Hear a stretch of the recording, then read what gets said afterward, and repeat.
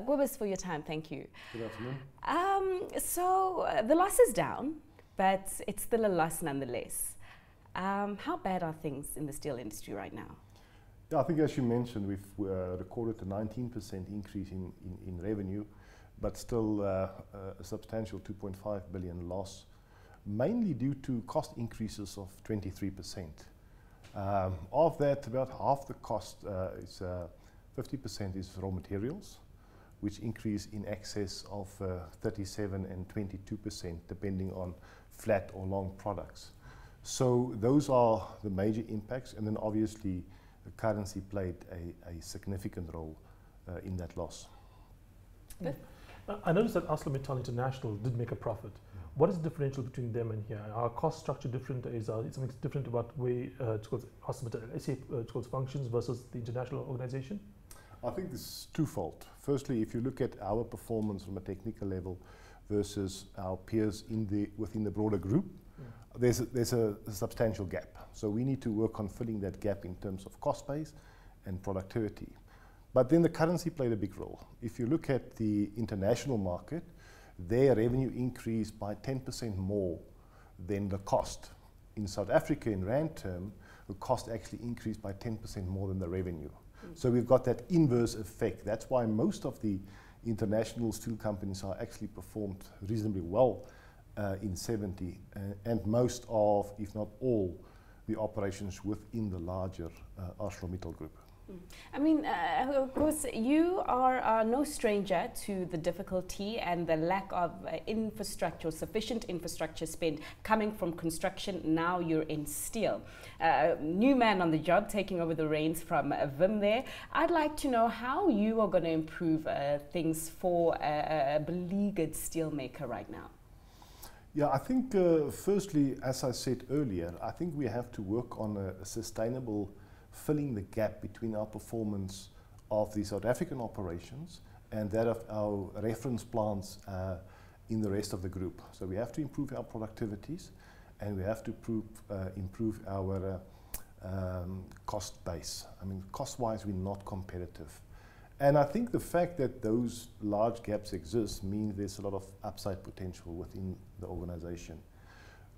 As a group, as a leadership, there's a lot of initiatives. So I think what we will drive more vigorously is actually the implementation of initiative, cost savings, productivity improvements, and the realization of those benefits to the income statement ultimately. And how soon, maybe, if you allow me to ask a cheeky question, how soon before we see profits at ArcelorMittal again? Well, I actually start officially tomorrow, so I'll give you that answer next time we meet. Just a question. I mean, you've obviously you mentioned as well in your statement that you are quite influential with regards to trade restrictions and those kind of moves here.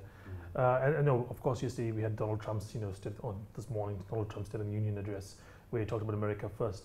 Of course, is South Africa big enough to be South Africa first, or must we think bigger in terms of an Africa first strategy in order to get, the kind of protection? I mean, I know we talked a little earlier before the thing about the fact that many African countries are too small, but then again, many European countries are too small, but they can do Airbus together. Is it not a possibility to actually have more coordination within the continent, sub-Saharan Africa, in terms of actually getting, steel production, occurring in places like Nigeria, Angola, and other places in the continent? I think we have adequate production in South Africa, so we do export a substantial amount. I actually think from a government to government, there should be opportunities to increase our export and our footprint, especially Africa overland to our neighboring and closer countries, and then to the rest of Africa. So that would be beneficial, and that you rather expand in the downstream industry in those countries. I mean, there's countries in East and West Africa that's actually growing quite strongly, but to where we don't have a massive influence in terms of steel supply.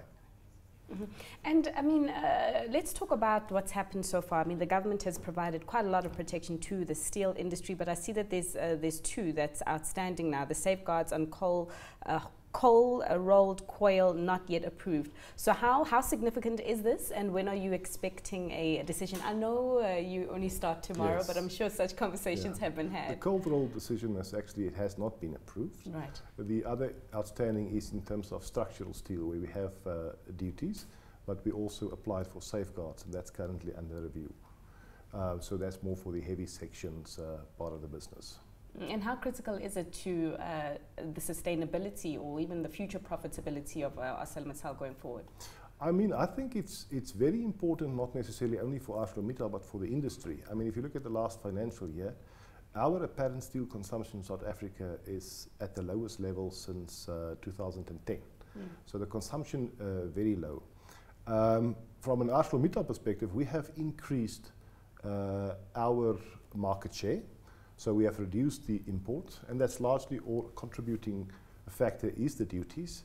But imports from the primary further downstream is actually up 3%.